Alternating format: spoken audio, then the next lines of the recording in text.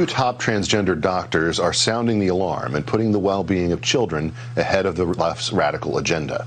In a bombshell interview, the medical experts say we've gone too far when it comes to the use of puberty blockers and gender procedures in young kids. But the establishment and the media won't listen to them. Why? Because anyone who questions whether or not a 9-year-old is too young to undergo reassignment surgery or dares object to a biological male competing in women's sports becomes a public enemy of the woke mob. No one knows that better than athletes Alana Smith and Selena Soule. They're fighting back against the unfair competition. They join me now along with their attorney, Christiana Holcomb. Thanks so much for coming on. Alana, tell me a little bit about what your story and experience has been. My freshman year of high school, I competed against the two biological males, and it was just really demoralizing to know that all of my hard work and all the other female athletes' hard work wasn't paying off, and we were really just racing for second and third place, and we weren't going to get the spots that we truly deserved to get. Selena, tell me about your experience. I was forced to compete against biological males throughout all 4 years of high school, and I lost out on countless opportunities, primarily the opportunity to qualify for the regional New England championships in the 55-meter dash, and if they weren't there, I would have qualified. And I've had to compete against these athletes over a dozen times, and every single time I lost without fail. Christiana, it seems to me like this is a situation where you're forced to get involved in litigation and in fights that you never really want to as a distraction during your high school years and the like. What are the legal aspects of these fights as you see them playing out across the country? Well, girls like Selena and Alana deserve to compete on a level playing field and have the same quality of opportunities that their brothers have. But Ben, as you and I both know, this issue is so much bigger than just sports. Radical activists, including those in the Biden administration, are threatening those who stand up for basic facts about biology and the fact that humans are either male or female. And, you know, we see this ideology play out with real human cost. You know, women are being forced and trapped in prison cells with violent male criminals. We see parents who are either pushed out of the conversation entirely or are intimidated into putting their children on hormones or undergoing life-altering surgeries.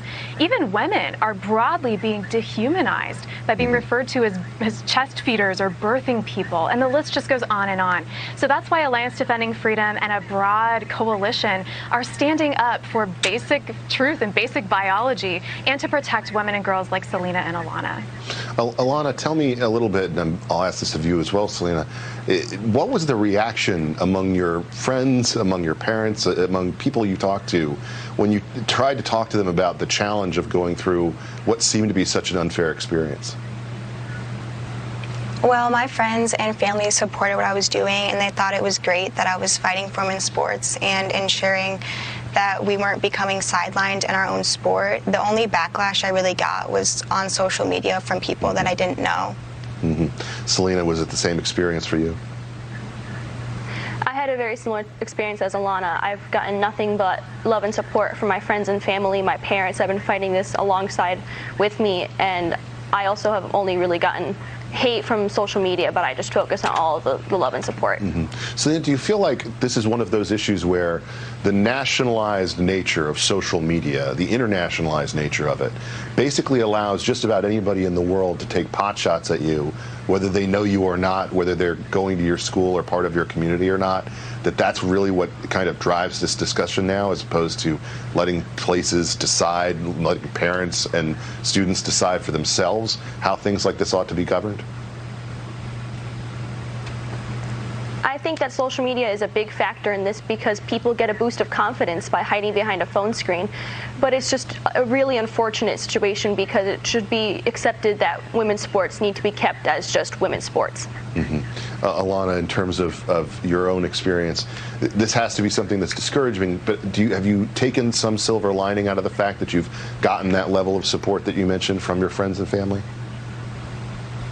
Yeah, it makes me feel really proud that my story has made it so far, and that hopefully it'll help more female athletes to stand up so that change can be made quicker and so that women's sports can stay women's sports and we can continue to compete on a level playing field. You know, it really seems to me like this is an issue that invades our communities and creates such hard questions for parents and for communities to face in ways that are really unfair to all of the girls who are involved. And I want to thank you both for being brave enough to stand up and to push back against what is an agenda that obviously has enormous backing from very powerful people, but really doesn't represent what the communities or parents or even the female students involved really want for their communities. Thank you all for joining me tonight.